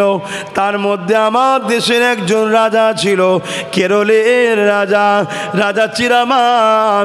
এমন করে হিন্দু ধর্মের মানুষ ছিলেন তিনি তখন রাজা হয়ে ওই কেরলের জমিনে বসেছিলেন। রাত্রিরে খোলা আকাশের নিচে সৈন্য সাথীদের নিয়ে বসেছিলেন। এই চাঁদ দুটুকরো হচ্ছে দেখে উনি বড় ঘাবড়ে গিয়েছিলেন। কি ব্যাপার, চাঁদ খানা কেন দুটুকরো হচ্ছে? ওই সময় কিছুদিন পরে মালিক হুজুর যখন যেমন করে হিন্দুস্তানের কেরলে ব্যবসার জন্য আসে, ওই সময় তেনাকে জিজ্ঞাসা করা হয়েছিল, ও হযরতে মালিক, তোমরা তো আসমানি কিতাবের খবর রাখো, তোমরা কি বলতে পারবে চাঁদ এইভাবে দুটুকরো কেন হয়েছিল? হযরতে মালিক হুজুর বলেছিলেন, এটা তো আমার নবীর উঙ্গলির ইশারাতে হয়েছিল।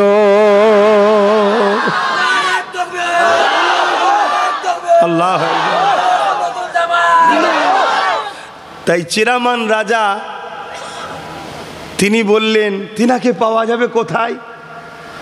জিনার উঙ্গলির ইশারা চাঁদ শোনে, তিনাকে পাওয়া যাবে কোথায়? হযরতে মালিক হুজুর বললেন, তিনি মক্কায় আছেন। উনি সাগর পাড়ি দিলেন, জাহাজ তখন যে সিস্টেম ছিল, সাগর পাড়ি দিলেন। পাড়ি দিয়ে আমার নবীর কদমে এসে ইমানের কালেমা পড়ে আমার রসুলকে মেনে নিয়েছিলেন। জোরে বলুন সুবহানাল্লাহ। সেখানে একটা মসজিদ আছে আজও, চিরামান মসজিদ। এই ঐতিহাসিক মসজিদ প্রমাণ করছে ভারতবর্ষে 1300-1400 বছর ধরে মানুষ ইসলামের ওপরে আছে। তাই তো কেন্দ্র সরকার এই মসজিদগুলোকে দখল করতে চাইছে। তা কেন্দ্র সরকার যতটা না দোষী, তার থেকে বড় দোষী আমরা মুসলমান। আর আমরা মুসলমানের মধ্যে থেকেও আবার বড় দোষী আমাদের মধ্যে যেগুলো মুনাফিক মুসলমান গাদ্দার আছে, সেগুলো সবচেয়ে বড় দোষী। কথা বুঝে আসছে তো? যাক, আমার রসুল পাক সাল্লাল্লাহু আলাইহি ওয়াসাল্লামের এই চাঁদ দুটুকরো দেখে হাবিবি আমানির মুখের হাল হারিয়ে গেছে, চোখ ছলো ছলো, চোখ ছলো ছলো হয়েছে। তা হাবিবি আমানি আগিয়ে এসে আমার রসুলকে জিজ্ঞেস করছে, মোহাম্মদ তুমি তো চাঁদ দুটুকরো করে দিলে, বুঝলাম। আর আবু জেল কি বলছে দেখলে মোহাম্মদ কেমন জাদু করে? হাবিবি আমানি আবু জেলকে এক তাড়া দিয়েছে। হ্যাঁ চুপ করো মূর্খ কোথাকারে, আকাশে তো জাদু চলে না। ওটা তো হাবিবি আমানি জানি, মূর্খ আবু জেল তো জানে না, ও ঝগড়া করছে।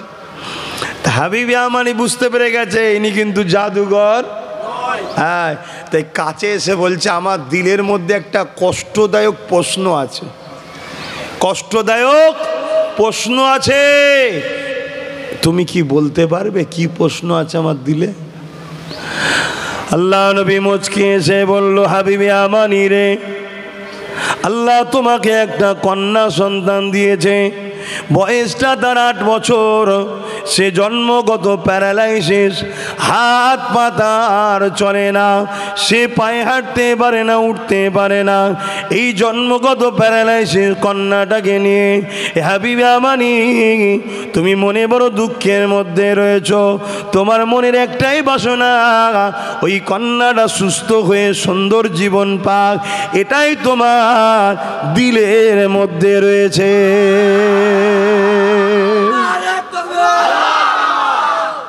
তৎকালীন সময় অমুসলিমরা জানতো নবী যে হবে অন্তরের খবর বলতে পারবে। আর আজকালকার মুফতি মৌলানারা কি বলছে, নবীরা নাকি অন্তরের খবর জানে না। তাহলে চিন্তা করুন জাকাত খেয়ে মৌলী সাহেব কি তৈরি হয়েছে। কথা কি কষ্ট লাগলো? আমার নবীর বিরুদ্ধে যে বলবে তার বিরুদ্ধে আমি বলবো, ব্যাস। দরকার হয় ক্ষমতাও যদি পায় ক্ষমতারও ব্যবহার করব। আল্লাহ নবীর এই কথা শুনে হাবিব আমানির চোখ দিয়ে পানি গড়িয়ে যায়। আবু জেল বুঝাতে লেগেছে, এ হাবিব আমানি তুমি এখান থেকে চলে যাও, নাই অন্যদের মতো মুহাম্মদ তোমাকে জাদু করে অ্যাকসেপ্ট করে নেবে, অ্যাটাক করে নেবে, তোমাকে তার আপন করে নেবে। হাবিবি আমানি বলল, আবু জেহেল তুমি মূর্খের মতো কথা বলো না, তুমি মূর্খের মতো কথা বলছো, তুমি মুহাম্মদকে চিনতে পারো না। হ্যাঁ মুহাম্মদকে আমি চিনেছি, কিন্তু তখনও হাবিবি আমানি কলেমা পড়েনি, সে ঘরে চলে গেছে। এ যুবকেরা, হাবিবি আমানি অনেক রাস্তা অতিক্রম করে নিজের ঘরের দিকে চলে যেতে লেগেছে। এই ওয়াকিয়াটা একটু আলোচনা করছি, অসুবিধা হচ্ছে না তো? কেন ঠান্ডা হাওয়া ছাড়ছে, এদিকে নামাজও পড়তে হবে। পুরোটা বলে দিই নাকি? হ্যাঁ, তো ভালোবাসে আর একটা দাবি করতে পারি তো নাকি? হ্যাঁ, তাহলে আর 5 জন 2000 করে হাত তোলেন, এ ওয়াকিয়াটা পুরো কমপ্লিট করে দিচ্ছি। দেখি এই 5 জনের মধ্যে কে প্রথম হাত তোলে। আরে মাহফিলের জন্য বলছি। কে? একটা, এখানে একটা, ওখানে একটা, এখানে একটা, 4টে। আর একটা শেষ আল্লাহর বান্দা কে আছো 2000 টাকা দিতে পারবে? কে? কে? তা তুমি ওইখানে কেন? হ্যাঁ, আমার এগুলো খুব দুঃখ লাগে। সেই যখন আপনারা ভালোবাসেন, এইভাবে চতুর্দিকে ছড়িয়ে আছেন, দেখুন কেমন লাগছে। আমি জানি হয়তো বসার অসুবিধে আছে, আগামী বছর এ জলসা সুন্দর করে হবে। কমিটিকে বলবো তেরপল দিয়ে ভালতারে প্যান্ডেল করো, কখন পানি হয় না হয় কোনো ঠিক আছে? হ্যাঁ, তাহলে একসাথে 2টো উঠেছে, 6টা হয়েছে। ওইখানে একটা আমার যুবক ভাই হাত তুলেছে, এখানে মুরব্বী বাপ হাত তুলেছে, কোনাকুনি একদম, একদিকে মুরব্বী একদিকে যুবক, তাহলে 21টা হয়ে গেছে। বলুন মারহাবা। নারী দিবে।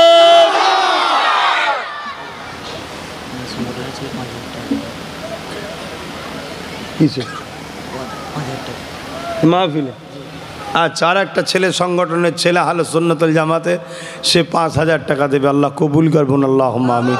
আরও কেউ নিয়ত করো করো, কিন্তু এগুলো লেখো। ওই 5টা লিখে নিয়েছো ওইখানে, সেই ভাইটার কাছে গেছো? হ্যাঁ, আমি তাহলে আলোচনাটা করি। আহা,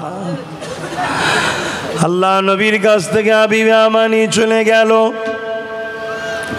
অনেক রাস্তা পেলেন, তো যাবার ব্যবস্থা তখন ছিল না, গাড়ি ঘোড়ার সুব্যবস্থা ছিল না, উটের পিঠে করে যেতে হবে। কষ্ট করে হাবিবে আমানি ঘরে পৌঁছালো। দরজার করে আঘাত দিল, দরজা খোলো।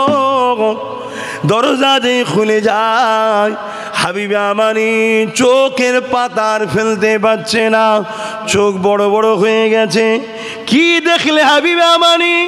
হাবিবে আমানি দেখছে যে মেয়েটা আমার জন্মগত প্যারালাইসিস ছিল, ওই মেয়েটা এখন সুস্থ দাঁড়িয়ে রয়েছে।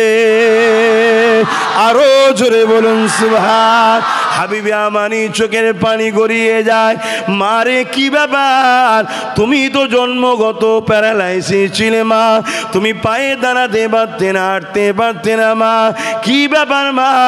ওই যুবক, ওই মহিলাটা, ওই বাচ্চা কন্যাটা বলতে লেগেছে, বাবা এক রাত্রিরে হবে একটা নুরানি ব্যক্তি এসেছিল, আমাকে বলেছিল মা রে উঠে দাঁড়া মা। আমি বললাম আমি উঠতে পারি না। ওই সময় তিনি বলেছিলেন মা পারবে, একবার তুমি দিল থেকে বলো লা ইলাহা ইল্লাল্লাহ মুহাম্মাদুর রাসূলুল্লাহ, এটা যেই পড়ে নিলাম, ওই সময় নুরানি ব্যক্তিটা বলতে লাগলো মা এবারে তুমি বিসমিল্লাহ বলে উঠে দাঁড়াও, অবশ্যই তুমি উঠে দাঁড়াতে পারবে। আমার আব্বাজান, আমি যখনই উঠে দাঁড়ালাম, আমি দেখতে লাগলাম দাঁড়াতে লেগেছি, চলতে শুরু করেছে। ওই সময় বলতে লাগলো কন্যা, বাবা আপনার জন্য একটা মেসেজ রয়েছে। কি মেসেজ রয়েছে? ওই নুরানি ব্যক্তিটা বলেছিল মারে খুব শিগগিরই তোমার বাবা তিনিও এই কলেমা খানা পড়ে নেবে। আরো জোরে বলুন সুবহান।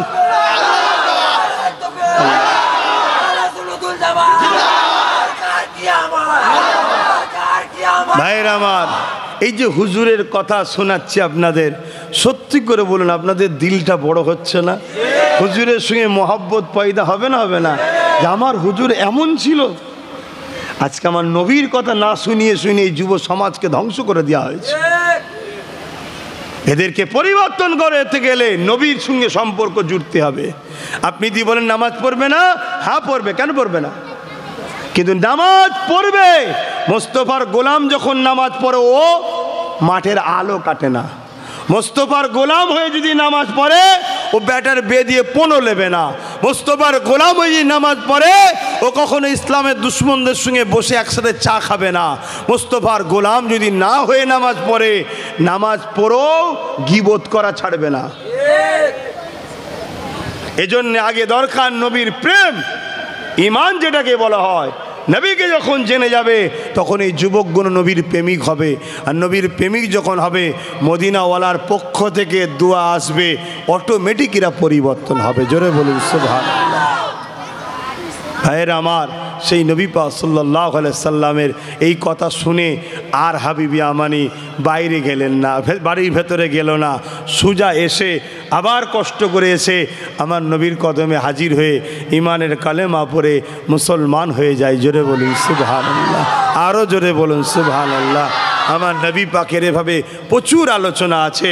যাক, এখন আমি দাদা হুজুর রহমাতুল্লাহ আলাইহির ছোট্ট একটা কথা বলবো। কথা বুঝে আসছে? তারপরে আমি দোয়া করব। যে কথা বলতে গিয়ে চলে গিয়েছিলাম, ডাক্তার বলল রক্ত লালা ভাব নাই, রেসল্যান্ড। দাদা হুজুর মুচকি হাসলেন, ডাক্তার চলে গেল। ওষুধও আসলো, হুজুর ওষুধ খান। দাদা হুজুর বলছেন বাবা ওষুধ বলছে আবু বকর তুমি খেও না, এখন তোমার শেফা হবার নয়, আর যেদিন শেফা হবার ওষুধ রাখা আছে, ওষুধ আওয়াজ দিয়ে বলল, আবু বকর আজকে খেলেও শেফা, না খেলেও আজকে শেফা হবে। জোরে বলুন সুবহানাল্লাহ। তাহলে আমরা ওষুধ খাই শুধুমাত্র সান্ত্বনা মনকে, ভালো করার মালিক ওষুধ নয়, শেফা দিবার জাতকে আল্লাহ। সেই মুজাদ্দিদ জামান দাদা হুজুর রহমাতুল্লাহ আলাইহি দিন ইসলামের জন্য আপনাদের পূর্বপুরুষদের ঘরে ইমানের কালেমা দিবার জন্য কত কষ্ট করেছে। তার আওলাদ হিসাবে যদি কোনো আওলাদকে মনে হয় ভুল রাস্তায় চলছে, তার থেকে দূরে সরে যান, বিয়াদবি করতে যাবেন না। বিশেষ করে আমাকে যারা ভালোবাসে, আমার কথাকে শুনবে, খবরদার বিয়াদবি করতে যাবে না। কেন? তার গায়ে তোমার পীরের খুন আছে। পীর মুরিদি কাকে বলে? পীরের লাঠিকেও পীর বলে মানতে হবে। হজরতে মুজাদ্দিদ আল পেশানি মাকতুবাদের মধ্যে লিখেছে, পীরের ছায়াতেও যেন পা না পড়ে। আর আজকে একদল সব বেরিয়েছে আল্লাহর অলিদের, দাদা হুজুরের মুরিদ, সিলসিলার মুরিদ বা খলিফা বা বিভিন্ন পীর সাহেব দাবি করছে, দাদা হুজুরের আওলাদদের সমালোচনা করে। কেউ মাইকে করে, কেউ খাস বৈঠকে আস্তে আস্তে বীজ দিচ্ছে। কিন্তু মনে রাখবেন, এদের লক্ষ্য একটাই, এরা দাদা হুজুর থেকে আপনাদের ঘরে সরাতে চাইছে, আপনাদের সরাতে চাইছে। আওলাদদের সঙ্গে যোগাযোগ থাকলে সরাতে পারবে না। কেন? যত লাফালাফি করুক, দাদা হুজুর তো হতে পারবে না। এই জন্য এইসব ষড়যন্ত্র চলছে, এক এক জায়গায় এক একটা টিম তৈরি হয়েছে। আর দুঃখের বিষয়, আখেরি জামানা, ভালো ভালো ঘরের ছেলেরাও খারাপ হয়ে যাচ্ছে। আমার দাদা পীরের আওলাদদের মধ্যে দুই একটা আওলাদ ভুল বুঝে হলেও যাই হোক ইদিক উদিক হয়ে যাচ্ছে। আল্লাহ তাদের হেদায়েত করেন, বলুন আল্লাহুম্মা আমিন। আরও জোরে বলুন আল্লাহুম্মা আমিন। এতটুকু তাদের জন্য দোয়া করতে হবে, তাদের বিরুদ্ধে লাগলে হবে না, দোয়া করতে হবে আল্লাহ হেদায়েত করুক, বলুন আল্লাহুম্মা আমিন। তো ভাইয়ের আমার মুজাদ্দিদ জামান দাদা হুজুর রহমাতুল্লাহ আলাইহির হাতে হাত দিলেন প্রতাপ চন্দ্র সেন। কি নাম? সময় নেই তো ভাই, নামাজ পড়তে হবে ভাই। আল্লাহ কখনো তৌফিক দিয়ে আলোচনা হবে, একটু সালাম পড়বো। ইয়া নবী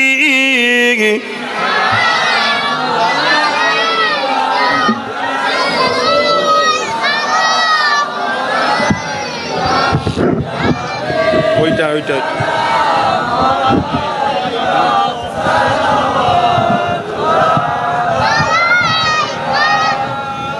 طلع البدر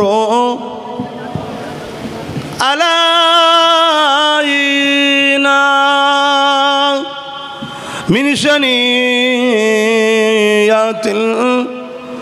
الوداع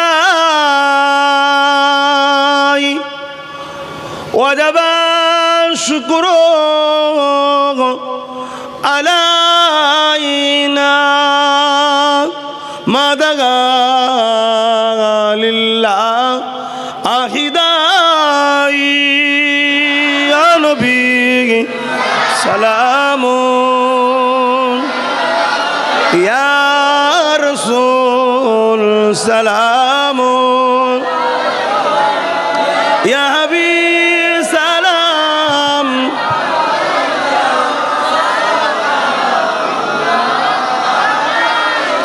কঠিন হাসরের দিনে কি আছে মোদের কপালে, গুনাহগার উম্মাহ আত আপনার লইবেন সঙ্গে মাশরে। নবী সালাম ইয়া রাসূল ইয়া হাবিব।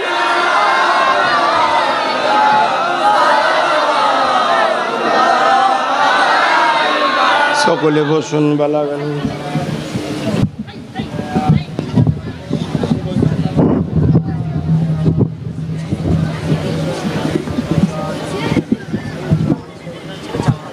সেটা হলো আমাদের লোক। আল্লাহ এর রুজিতে বরকত দিক, বলুন আমিন। 3000 টাকা আমার মাইক সেট ভাই দেবে, আল্লাহ কবুল।